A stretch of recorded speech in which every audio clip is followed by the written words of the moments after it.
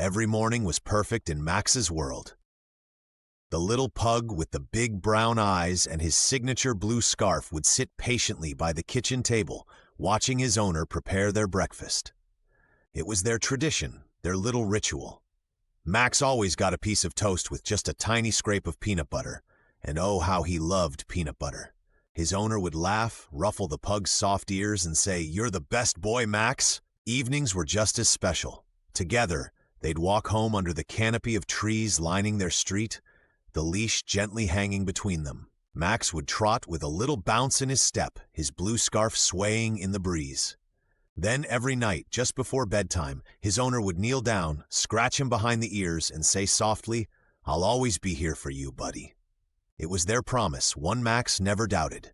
But promises are funny things. Sometimes life finds a way of testing them. One morning, the routine broke. Max's owner was in a rush, grabbing keys, papers, and a coat all at once. Max wagged his tail, waiting for their usual moment together. But this time, there was no toast, no playful ruffle of his ears, just hurried steps toward the door. "Be good, Max. I'll be back soon," his owner said, placing the leash absent-mindedly by the door and closing it behind him. The words hung in the air like a whisper carried off by the wind. Max tilted his head, confused but trusting. His owner always came back. Always. Max waited by the door that day, his tiny paws resting on the cold tile. He waited as the sun climbed high in the sky, casting golden beams onto the floor. He waited as the day turned into dusk and dusk into night. The moonlight crept through the curtains, but the door never opened. Days turned into weeks. Neighbors began to notice. They brought over bowls of food and clean water, leaving them on the porch. Some would crouch down and stroke Max's head gently, saying things like, "Poor little guy," or "What a loyal pup." Max appreciated the kindness, his tail wagging faintly in gratitude. But he never left his spot by the door. He couldn't. He had a job to do. He had to wait. The once vibrant blue scarf around his neck had grown loose over time, threads fraying at the edges. Max didn't care. It still smelled faintly like his owner. Comforting, warm, familiar. On colder nights, he'd curl up tightly, tucking his nose beneath the fabric.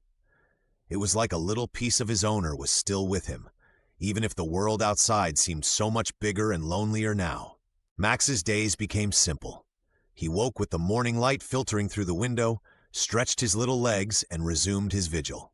He barked at the mailman, wagged his tail for passing neighbors, and watched the seasons begin to change. Leaves turned from green to orange before cascading to the ground, blanketing the yard in color. Snow followed soon after, the cold biting at his paws, but Max stayed.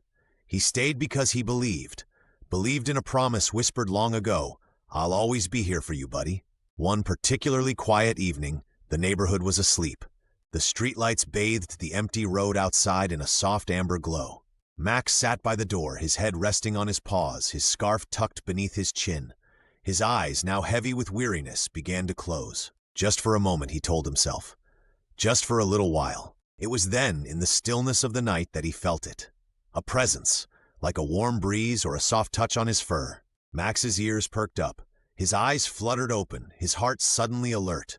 And then, as if carried on the wind itself, he finally heard the words he had longed to hear. "I'm here, buddy."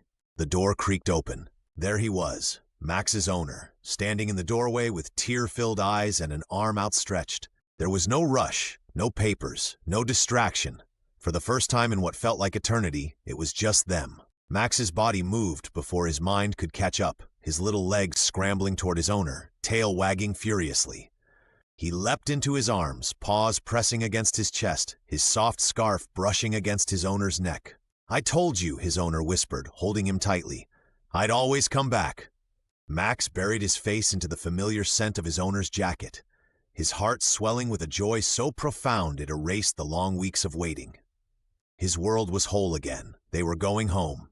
And as they walked back inside together, his owner's hand holding the leash and Max's blue scarf swaying once more, everything felt as it should be. Because no matter how much time had passed, some promises are meant to be kept.